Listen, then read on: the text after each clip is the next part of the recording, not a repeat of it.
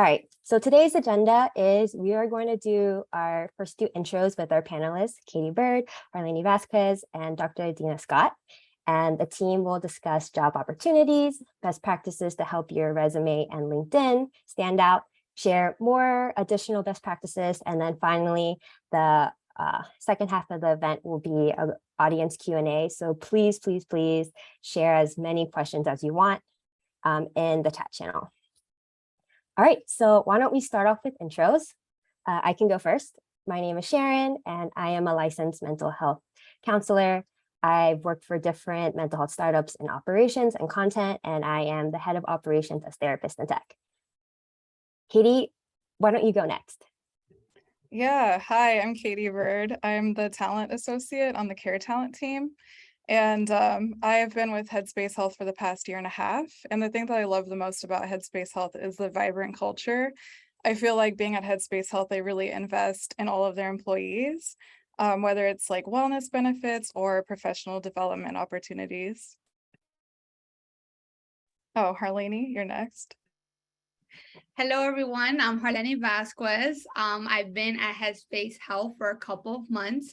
My background as a licensed social worker turned clinical recruiter, and I'm just so excited to be here. And one of the things that I truly love about Headspace Health is just being a part of that bigger mission to really implement and provide quality mental health care. I'm so excited. All right, and I guess I am up. I am Adina Scott. I am the Director of Adolescent Services at Headspace Health, and I also am a licensed clinical psychologist. I've been a psychologist for 15 years, and yeah, just very excited to be here, very excited to be a part of a team where we are building something for teens that is influenced by teens.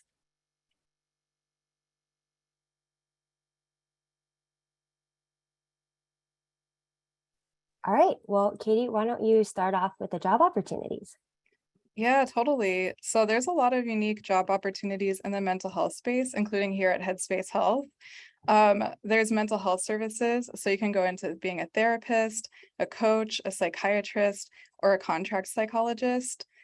This presentation specifically will be talking about clinicians, especially therapist roles. But other options also include working in talent acquisition, operations. You could also go into member support, IT, research. The options are pretty much endless. And note that we're currently hiring for a lot of therapists, especially in California.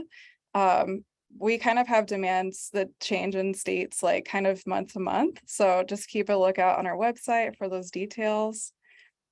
Next slide, please. So some resume tips. Some of these are a little bit general, but you really definitely want to make sure to understand the job description well. You want to show that you have a good understanding of the role and use a lot of the language and the values that are demonstrated in the job description and the company website. You also want to consider your target audience for the resume. So remember, you're going to be giving it to me or Harlene or a hiring manager. So just thinking about really making your story super clear and really naming like the metrics and kind of like the outcomes of your work. Again, you want to showcase your aligned values and culture. So especially when it comes to DEIB is super important at companies like Headspace Health. So you want to showcase your ability to be culturally competent in your work and the certain populations that you work with. Next slide, please. So the summary section is a really good opportunity to kind of tell your story, if not in a cover letter. So you definitely want to make sure to highlight any specialties that you have, any populations that you work with, just adding as much value and context to your work as possible in this section. You also want to make sure your formatting is on point, which I feel like is kind of a simple thing, but you'd be surprised, especially if you're converting to a PDF, it might kind of shift things around a little bit. So just double checking. And if you're curious about what your resume should look like, we actually have an opportunity to review some resumes at the end of this call if you stay tuned for those details. So now we're going to shift to Harlene. Hello, everyone. Thank you, Katie, for breaking down the essential tips when it comes to resume. Now, here's the thing. For those who don't have LinkedIn, please get on LinkedIn because it is a crucial platform. Whether you identify as a fellow extrovert or introvert, is an opportunity to really showcase your skills. Your resume is an opportunity to share your story for hiring managers and recruiters to really see across the line what you've done and what you can bring to the organization. Now, your LinkedIn profile is an opportunity to showcase that to another level. Now, when you first create a LinkedIn profile, it does everything automated for you. So, for example, let's say for me as a clinical recruiter, I was just creating a LinkedIn profile. If I don't optimize it, it's just going to say clinical recruiter at Headspace Health, or say like, social work student at this university. So you want to make sure that you optimize your profile for the job that you want. You have to be very intentional on LinkedIn to really display your story, your skills, your passion, and most importantly, all of that has to do with your personal brand.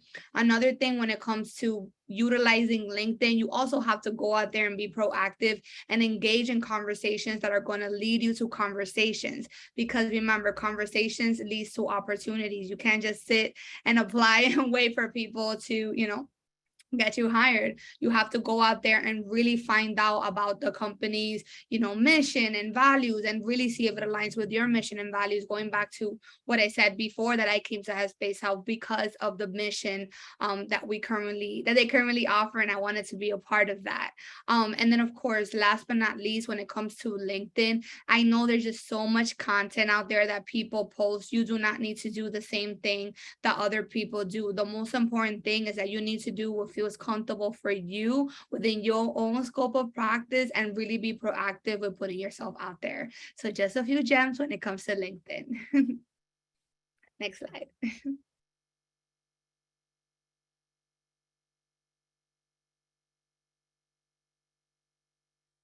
Oh, one before that.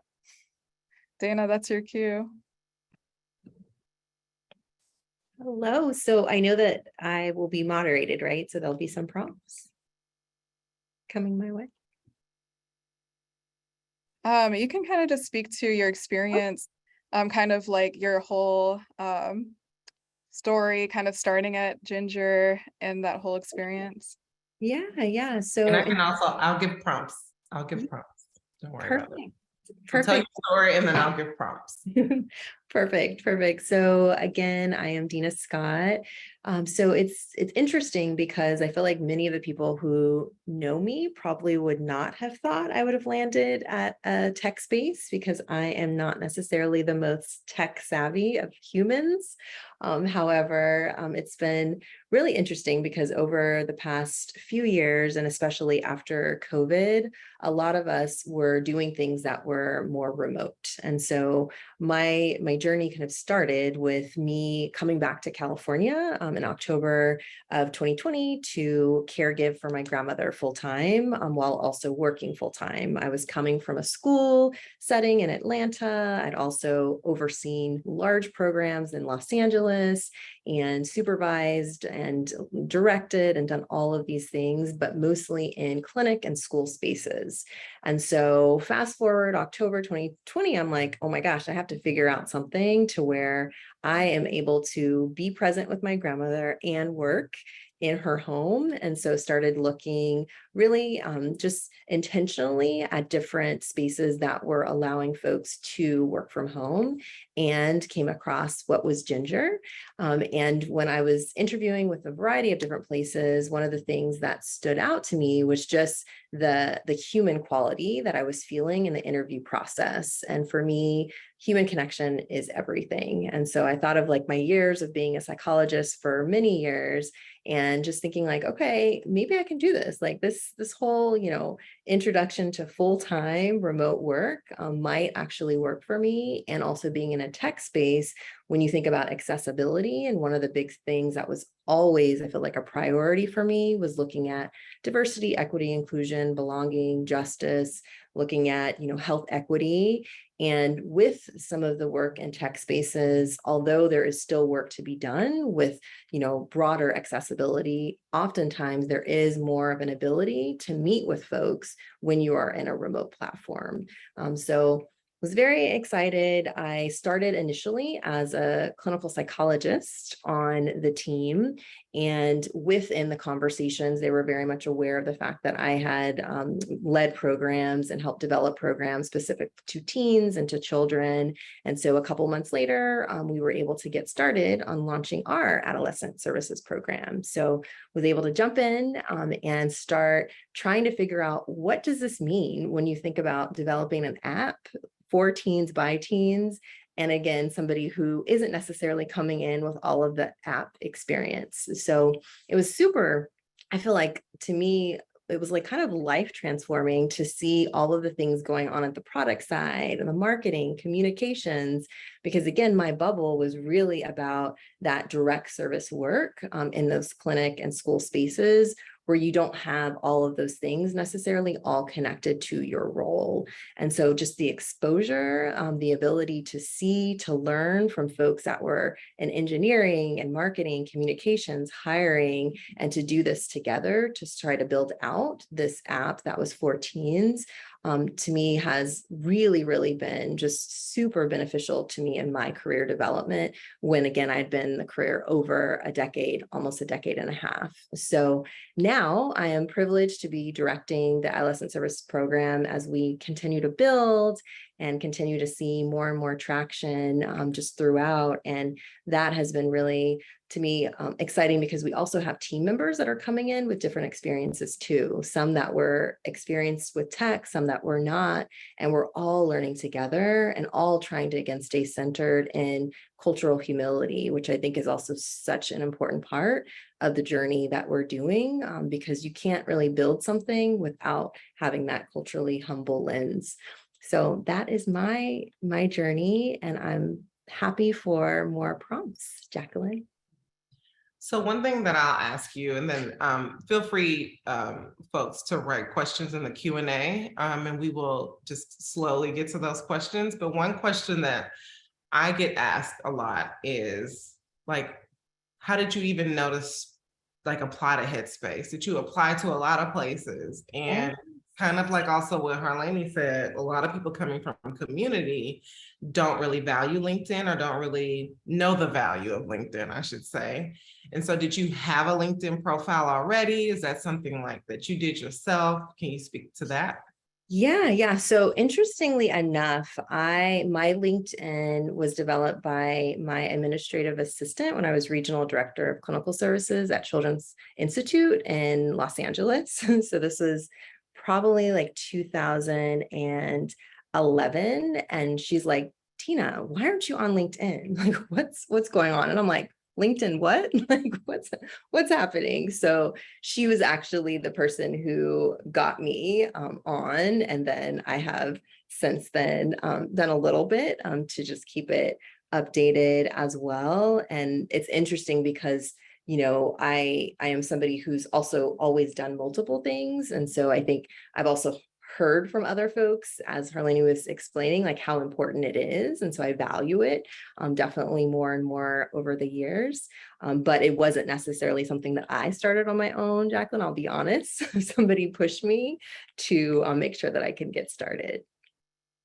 And you had asked about just looking and seeking Headspace. What is Headspace Health? What was Ginger? And so, yeah, for me, it was like, I knew it was game time. I needed to find a position that was fully remote. So I applied to several places, ended up getting several offers, which was awesome. But Ginger was the one that spoke to me the most because of that human kind of element and quality. And I think part of the discussions and dialogues was like, hey, I'm coming in as a Black woman who is in the mental health field, who again wants to make sure that I can center my work around DEIB. Where are you all at with that? Where are you going? And making sure that the place that I joined felt like it was on that same journey. So glad you said those things. Another question that I get often that I'd like for other people to like kind of say is that, like, we know that in tech, like, interviews are very long and drawn out, and that's not really what we are used to in the community. What, if anything, prepared you for the interview process? Or do you remember your interview process? And what was that like for you? Well, I do. And I will say, because I was also coming from senior administrative roles at schools, those were like beast, to where we had full days and sometimes multiple day interviews with everybody in the community. So I feel like for me, although there were like maybe, I think 3 or 4 interviews with Ginger, it actually felt like less of a stretch for me than more of a stretch, just because I was coming from those roles at schools. However, as I've been in my role and talked to other clinicians, for some, especially some that might have been coming from like purely like private practice, and or some that might have even been coming from community centers that didn't require all of those layers of interviews, it can feel like a lot. It can feel, intimidating. And I always, again, just remind people to stay centered in why it is that you're here, what it is that you want and you desire, and to remember it's that two-way process, because it's not just, again, about them liking or loving us. We also want to like and love them too. And so if you always stay centered in that, then I think that also helps to build the confidence in the process as well.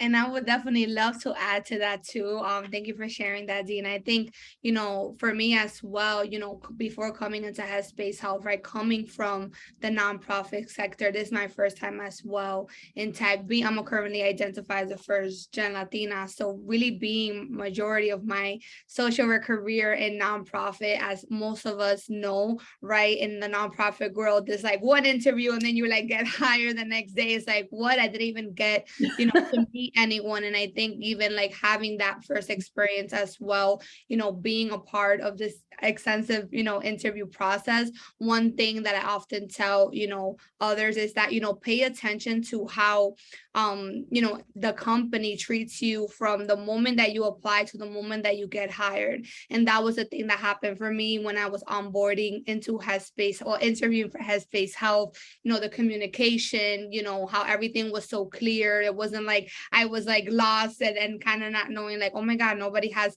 responded to me or anything like that. And now as a clinical recruiter, that's what I do with all the candidates that, come through Headspace Health. I'm like, this is what you can expect, consistent communication, no one kind of leaving like left out. So that's one thing that, whether you're thinking about coming to Headspace Health or just any other, tech company, pay attention to how to those big things when it comes to someone reaching out to coordinate an interview, how, they ask you questions, how they treat you. All of those things are important, because the way that people are treating you at the beginning of the process is the same way they're going to treat you when they onboard you. So I just wanted to mention that too. 100%. Yeah. I also have a question, if that's okay. Of course. So I know that, interviews, everyone thinks, okay, I have to answer these questions right so I can impress the hiring manager or team. I want to know is like, what kind of questions did you ask to know it's the right fit for you when you were applying? Yeah. So definitely I was very much heavy on DIB questions, just asking, just how, I wanted to know all of the things. So from just representation, what did that look like at the company? Also in terms of, are the members that were being served, who were we serving? How are we serving them? Is there, a matching process when it comes to clinicians and to members? Also in terms of just our care, what are some of the different things that we do to make sure that we're meeting the needs of the individual versus just one way of doing things as a clinician? And how are we being, flexible? And are we being flexible here? And so to me, everything was also really centered in that DIB, and wanting to know just also about trainings that were happening for folks at all levels when it came to DIB as well. I think in general, for me, because I was somebody who was very child and teen focused and centered at that time, Ginger did not have an offering. And so I definitely was knowing like who I was in my heart, my spirit, my mind. I wanted to make sure I put that, out there, and I asked some direct questions, so that, again, future thinking, wanting to make sure that this is someplace that I wanted to be and land for a while versus just for, maybe a short stint. So for me, that was really important and valuable. And also, I think talking about that, we always say work-life balance, and yet oftentimes we don't dig into what does that look like? How do we live it? Are we being it? And so I definitely was asking questions about that and curious at every level. So as Harlene mentioned, like from the entry point, wanting to be curious about these things with different people, because I also think that was important to me to hear some consistency versus just asking maybe one of the folks that was interviewing me or one of the specific panels. Okay, so you're talking about the work-life balance. And I think since the majority of us are clinicians, we all, suffer burnout. And I think it's really important, especially in the tech space, of like, what is realistically the amount you do clinical work-wise versus like administrative and all of that. So I think many kind of glamorize tech. And I think we also kind of need like this realistic point of like, this is what your like day-to-day looks like. Yes, and I will say that day-to-day probably is going to look different depending on the role of the person. So if you are somebody who is purely giving, supporting with direct care, so let's say you're a full-time clinician, what that looks like is going to be different than, let's say, you doing something that might be more administrative on the clinical side and on the care side. So for our clinicians, what's interesting and to me is that, when even thinking about just the hours that are required, before I was in the school setting, was also in nonprofits and community mental health, where we had certain targets when it came to clinical hours. And for the clinical hours that we were required in these spaces, it definitely was larger and more than the clinical hours required on the tech space. But I think some of that is also taking into account also like Zoom fatigue, right? And so I think when thinking about the tech spaces, that's also important when it comes to just conversations and curiosities, is really wanting to get specific about what are some of those just desires, expectations for me with whatever role that I'm going to be serving, because you want to make sure that folks are taking into account, again, just the energy that it takes being online. And although sometimes we're like, ooh, working from home has its own advantages, being a clinician on screen full time also can take its own toll. And so you want to make sure you have time for reset, for, being able to do the things that recharge, recenter you in your day, in your week. And that was also really important and something that I think is important to call out or call in. So if you're going to a tech space, some of them do have, maybe one day of the week where you have no meetings, and or maybe, one day of the month where maybe you have a day off, and being able to change or shift your schedule so that what hours will still get you to that expectation, but also allow you to have some of that reset, recharge that we really need when we're working from home, fully remote. Thank you so much. I feel like many of us don't know as much on the tech side, especially Zoom fatigue yet, especially if we work in community health. So I think this is such valuable information. And I do want to be aware of time. We have about a minute left before we go into the Q&A. Jacqueline, do you have any more questions you would want to ask? Well, the only thing I was going to ask is, you mentioned that like when you came into tech, you like didn't know anything about tech. Oh, Jacqueline, no, not at all. A lot of people will say like, well, I don't know anything. And I'm like, watch YouTube videos, give people tips on like how not to be fearful of the unknown in tech. Yes, I love that too, because 100%, like I literally am the person who's not on social media. Like I'm just kind of, I don't know, just very, maybe just old school with a variety of things. And it didn't put any fear in me when it came to applying to places, because I still was like, Dina, you are coming with a variety of skills. You have a brag sheet, and don't be fearful and don't let any of that stop you. And so I think just even when thinking about conversations with Harleni or Katie, there's so many different things that we're bringing, to the table. And as people, and especially again, as a woman of color too, there are things that might create, feeling like, oh my gosh, am I going to be fully seen? Am I going to be fully valued? Are there going to be things that feel like they're limiting to me? And there are definitely people that may try to limit me, but that doesn't mean I'm limiting myself. And so I think being able to stay again, grounded, rooted in that is key, is important, no matter if it's tech or leadership position or changing careers or anything that is feeling like it might be part of our trajectory. We want to get permission to that and space for that versus feeling like it's a barrier. And so I think, again, just being able to push through and knowing if I can get into tech and feel confident, and also not only feel confident, but now know how like apps work and how to develop them.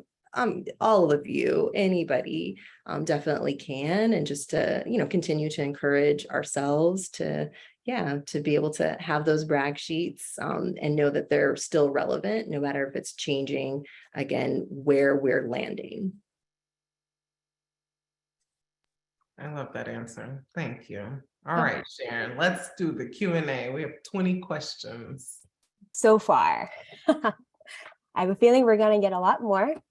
So yeah, the final 30 minutes will be on audience Q&A. So this is the opportunity for everyone to ask all your burning questions about just kind of like mental health tech, what it's like to work at Headspace Health, and all of that.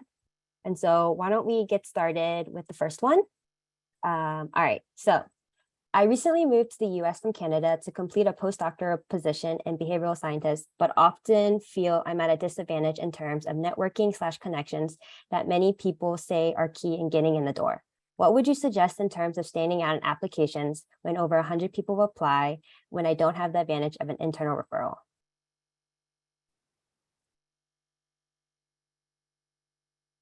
Who's answering these questions? Me? I'll answer that. Anyone who's confident can jump in. I think Harleni could probably talk about this best, so I'm gonna let her answer that. I was just rereading, so sorry, I was literally just rereading the question to make sure I didn't miss anything out. So hi, Megan. Thank you so much for your question. I mean, in regards to you currently feeling that, you have a disadvantage when it comes to networking and connections, I would definitely say is that you haven't found your people yet. What I mean by finding your people is finding the right community that's going to give you the time and attention that you deserve, the energy that you deserve when it comes to, getting the information that you need to help you get that internal referral. So one thing I also tell people when it comes to going on LinkedIn and finding people who are in ideal spaces that you want to be in, it's also going into the platform with a mindset shift to know that not everyone is going to be rooting for you, right? Like not everyone is going to be in your corner. And unfortunately, you may get those responses that like makes you may feel like doubtful, like, wait, why are they saying this? So it's really important to get, to the best of your ability, because I know it's hard, but really getting that mindset shift, like, what, this person is not worth my time. I'm going to go out there and find someone that definitely could give me that, internal referral. So I know it's hard, just keep pushing. Again, you haven't found your community yet, but trust me, there's people out there just waiting for you. So I'm wishing you all the best. Just to add one other idea, I think LinkedIn groups are a really great resource, as well as if you've heard of Meetup or Facebook groups. I feel like any potential like social network kind of like hub is really great, or like Eventbrite has tons of events for all kinds of niche groups. So I would really utilize that. Like if you don't know anyone, just like make it your mission to make some new connections. And yeah, as Harleni said, you're going to get like some rejections or some unpleasant experiences from that. But I feel like it's just a matter of putting yourself out there and like taking the risk and growing that community. Okay, great. Next question. What background/experience do you expect or would like to see in a potential applicant? And I think we should be more specific. Yeah. Melanie, are you specifically saying for therapists, just so we can understand the context? Or Katie or Harlene, if you could speak for therapists? Yeah, so I was briefly going to say for therapists, and I'm pretty sure, Adina, you may have some additional things to say as well. For me as a clinical recruiter, what I'm looking for in a therapist, really make it when it comes to an application, because obviously as well, when I screen, it's just making sure that, the person that I screen really aligns with our mission and values here at Headspace Health, really getting the sense that they truly want to be a part of that change, right? Really want to ensure that they provide quality mental health care on top of the specific credentials, license, specific modalities, because our current therapists provide evidence-based treatment and, approaches. So we want to make sure that they also have that experience as well, but also coming from through the lens, like going back to, again, that this is just not like a job just to get of course, we all deserve to get compensated, but it's just going more of that like extra mile, like, wow, this person is really wants to make a difference, and what they envision in their next role truly aligns with what we currently also have to offer. So I just wanted to mention that too. Dina, I don't know if you wanted to also mention anything as well in regards to, at least for therapists right now. Right. Well, and also just when thinking about tech and startups, flexibility, being able to demonstrate flexibility, whether that's in past roles, and just some of the information that's either on your resume or in the conversation dialogues in your interview, I think is huge, because one thing that we do know is pretty consistent, no matter what tech space you're in, is there's going to be change, right? And so being able to present and to have experience where you've been adaptable and flexible, I think is huge. And I mentioned the value of DEIB and cultural humility, but I think a lot of spaces are also wanting to see that and value it as well. And so I think that's also when thinking about yourself as a clinician who's doing, work and caring for others, that's important to be able to show as well. Absolutely. Or that willingness to learn as well, because Yes. of course I understand that everyone's gonna check off all the boxes. Same If you level. come in here like, hey, I don't have knowledge of this, but I have knowledge of this, and just kind of showing that passion, then Yeah. you get a long way. All right, next question. What is the pay range for the therapist, and how long did it take you to get to the director level? So I know that's two questions in one. So Dana, I know you're definitely going to tackle about, getting into the current position. So regarding the pay range, that is something that, it really varies from state to state in order to ensure that we're remaining equitable across, the nation. It's really based on, credentials and where you're currently located. So at this time, I'm not able to provide a salary range because, again, it can definitely change across from state to state. Yeah, and I will say that in terms of just thinking about feedback that I've received, the salary ranges seem to be pretty comparable to other spaces, if not more, for some folks. And so yeah, so as Harlene said, we can't there. It's hard because it's state by state, and also sometimes even areas in the state. But that's just something to consider. And in terms of just my role, one thing that was unique is when I started, I had already been coming from being a regional director of services, being a senior administrator at school. So that was part of my conversation was, hey, what are the opportunities for growth here? Because the only positions that were available were for licensed clinical psychologists. And I knew that wasn't where I wanted to land long term. And so for me, it was pretty much in those first conversations where I was saying, hey, in the next 6 months, do we think there might be more that's available? And it just so happened in the first 3 months, I was able to be identified as what was coordinator of adolescent services. And then as we piloted the program, as we got into general audience, was able to transition to director after a year of us being launched. Great. Okay, next question. Through some conversations I've had exploring mental health jobs in the tech space, It has felt like those of us who have been working many years in the field, 10 plus years, are not viewed as seriously / expertise as folks who have a PhD. Is there hope for us who have chosen not to pursue a PhD? Any advice? If it's okay, I can answer shortly. Jacqueline and I are actually not PhD in any way. I'm a licensed mental health therapist in New York. Jacqueline is licensed social worker in Texas. And I would say the biggest thing is the way that we've gone into the door, or speaking for me, is just doing freelance and contract work in the beginning, especially to show that we can be someone who is reliable and build up our own credentials. And so I would say, I think that was the gateway in compared to someone who has a PhD and is specifically an expert in a certain area. So I would say that, like, if you do not have a PhD right now, don't lose hope. You don't need a PhD to get where you are, especially as I think all of us, we've really just been building up, just like what mental health startups we work for, showing that we've created these programs. And I think showing what we can on our resume has been able to make us, do consulting work or work full-time, like in different types of fields. So I would definitely say you do not need a PhD to get anywhere in mental health tech. It is a plus, but it doesn't need to be, yeah. Well, and I know Harlene could probably speak to this more, but I would say at Headspace Health, the majority of folks don't have PhDs that are therapists. And so it's not a space to where being, a psychologist is something that feels preferred.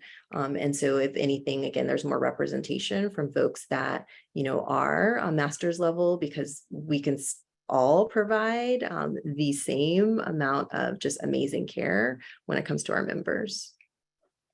Absolutely. Thank you both for sharing that. And one brief thing that I must add as well, it really goes down to, how you're marketing yourself, how you are, displaying those transferable skills.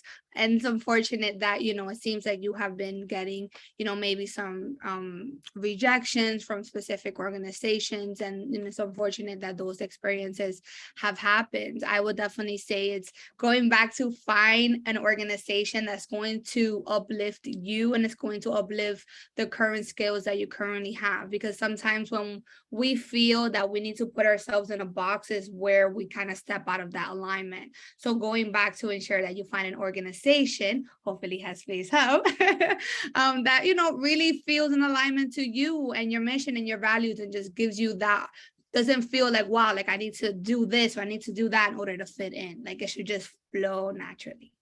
So I just wanted to mention that too. All right. Any tips for transferring from an academic space to industry? Example, communicating experience in an industry environment. Thank you.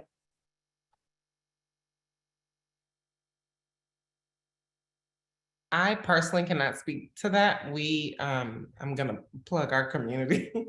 Therapists in Tech has a lot of people there that have been very successful with that transformation, going from community, going from academia.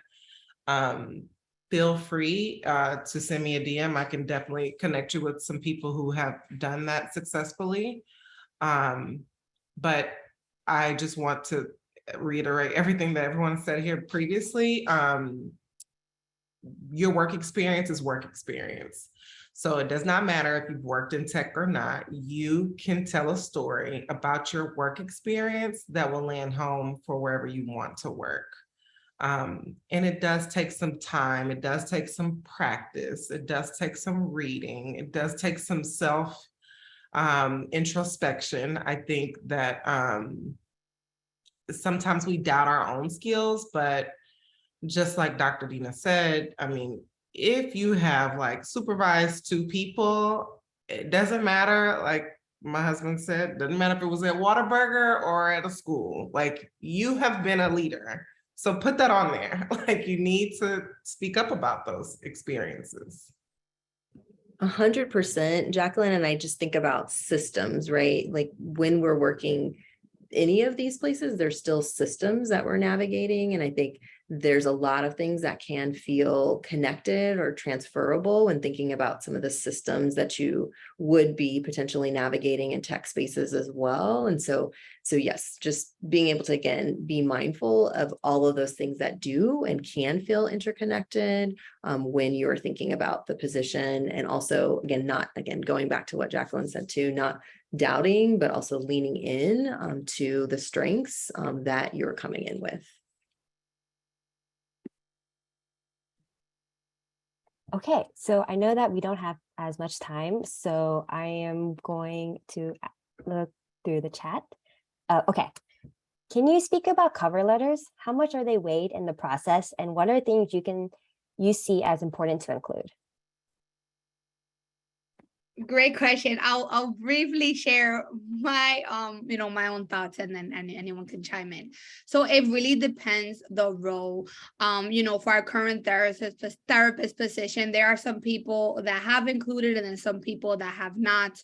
It really always read the job description and see exactly, are they asking for it or are they not? Obviously, it's that personal touch, but I don't want, if it doesn't ask for it, don't feel the need to, send it. Really focus on ensuring that the resume and the job description truly aligns. If the job description says you must have this credential and this modality, does that reflect it on your resume? So it really comes from a place of what does the job description currently looking for, and again, it really depends on the organization and the role. I don't know if anyone else also has anything to share about that. I'll just share a short insight. I feel like it really just depends on the person hiring too. Sometimes the hiring manager just has different preferences too. Some of them love a cover letter. They love hearing the story. Some of them can do without it. They totally pretend like it's not there. So yeah, honestly, it's subjective, but I would err on the side of doing the cover letter because I feel like it's a good opportunity to give context to your journey and everything, and also kind of reflect on it for yourself, and that can kind of help you reflect for the interview preparation even. So yeah, I don't think there's any harm in doing it just in case. All right, I really like this question. I really appreciate the focus on DEIB and fit. Any advice for speaking about disability or accommodations in the hiring process? Dina, do you want to share anything before I don't Yeah, no, I mean, for me, I think when I think about DIB, I think of all of the things. And so I think it's just important to be able to even directly ask, like, what are some of the things that this company is focused on when it comes to different abilities? How does the company, what is their policy around accommodations? What are some of the different things that come up when thinking about different abilities and folks that are navigating as clinicians, as administrator roles, et cetera? And so I think being able to ask directly is important and something that we should feel okay with doing, especially when it comes to landing again at that place, like Harleni said, that is going to be aligned with who you are and your values. And so for me, I don't necessarily shy away from the questions, because if the questions don't feel like they're aligned with the person that's hearing me, or if they are uncomfortable, or if they feel like they're an issue, I probably don't feel like this is going to be the place where I should land. So to me, I err on the side of being more direct than indirect, just so that I can weed out, to be honest, if this is a fit for me or if it's not. Great. All right, Harleni, I think you're going to love this question. How do you talk about our brag sheet without sounding too salesy / best way to answer the question? Tell me about yourself in an interview. Okay, let me say this before Harleni starts. Good. You have to do it. It's the most uncomfortable thing. You have, like, before this started, Harleni was telling me about marketing myself. Like, you have to be okay with talking about yourself.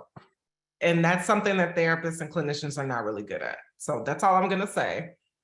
I mean, you said it perfectly. It's one of the hardest thing anyone, including myself, I've done it. I still continue to do it, right? It's really hard to speak about yourself, especially if deep down you don't believe in about yourself when it comes to those skills. So the way to kind of build that momentum is practice.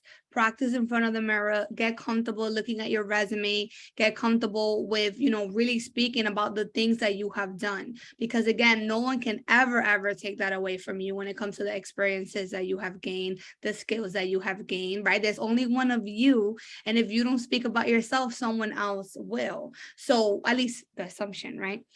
So you just want to make sure that you take ownership of that and utilize your voice, which again, I know is absolutely hard to do, but practice makes perfect. Screen record yourself on Zoom, practice yourself, get, tap into community. I'm pretty sure, TNT, really like message someone on Slack, like, hey, does anyone want to practice, interviewing? Just really get comfortable with answering questions. The tell me about yourself really comes from a place of like, who are you and why should we hire you? How does your own mission and values really relate to our mission and values? That's pretty much the main question. So again, practice makes perfect. I know it's absolutely hard, but don't guilt yourself. Don't, blame yourself for things that happened in the past. All you can do is just, rewrite your story and just kill it. You're going to shine. Be your own cheerleader. You got this.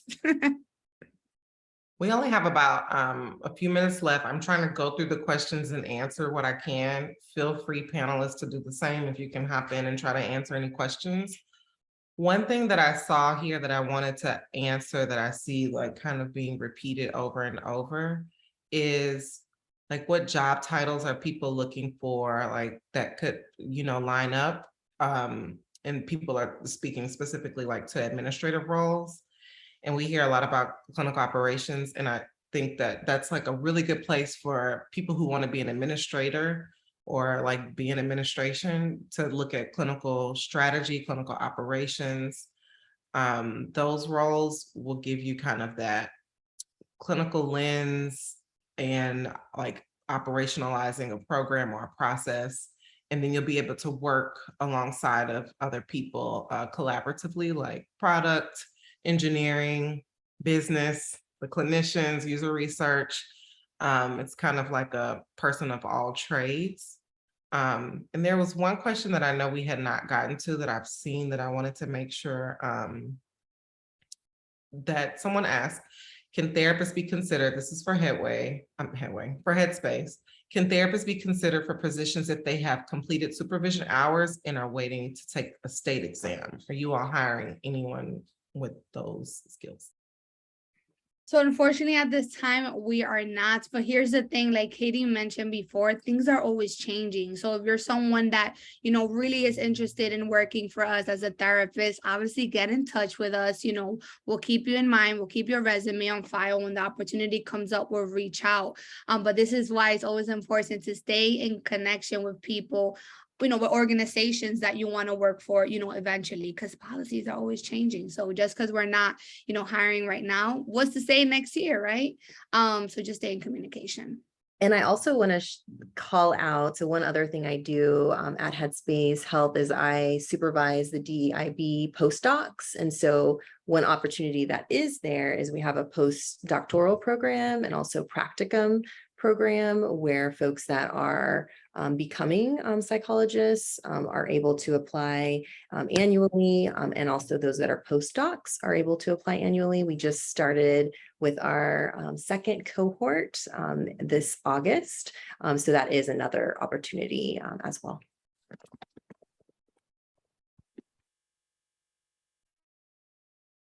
Okay, so we have like about a minute left before we have to roll out the survey. How about I ask this question just because I know Ginger also offers coaching, and I think Katie can speak to this. It looked like coaching is one of the fields that Headspace is hiring for. Is the company specifically looking for board certified health coaches? Yeah, that's a great question. We do have two different things that we ask for.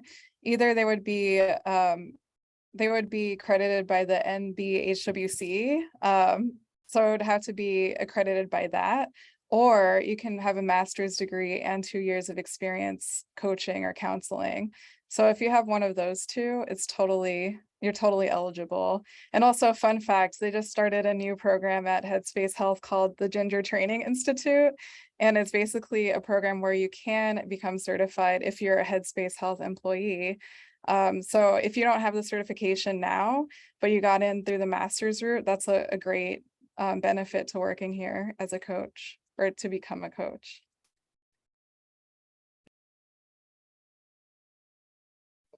All right, great. I do want to say, I know there's a lot more questions, and I think it's a lot of them are specifically towards like resume writing. And I'm sorry that we weren't able to get to it, but I would do like to say that there are amazing resume writers out there specifically for therapists. And so I would say you should ask in our Slack community for those because we can definitely recommend them. And they can definitely be helpful to help you pivot from like a CV to a resume, or just help you understand how you can use your clinical skills into more non-direct work. So if anyone is looking for that, feel free to just ask in our TNT Slack community channel. All right, Katie, do you want to take it away for the last few minutes? Sure. So as I mentioned earlier, we are going to review a few resumes in LinkedIn's keyword few. So we're going to take the first 3 for each. Harlene and myself will be taking those. So if you could please just complete this short survey. Let me know if you're having any issues accessing it for any reason, but if you complete the survey to give us feedback on how we did and how we could work on future events, and indicate if you're interested in those free reviews, the 3 ones, don't forget, then yeah, please go ahead and do so. And that's all I got. And one more thing I also wanted to mention, again, definitely complete that survey if you want a free resume or LinkedIn profile review. It's going to be, unfortunately, we can't do everyone. But like Sharon said, there's definitely many great resume writers out there, within your own community that you can tap into.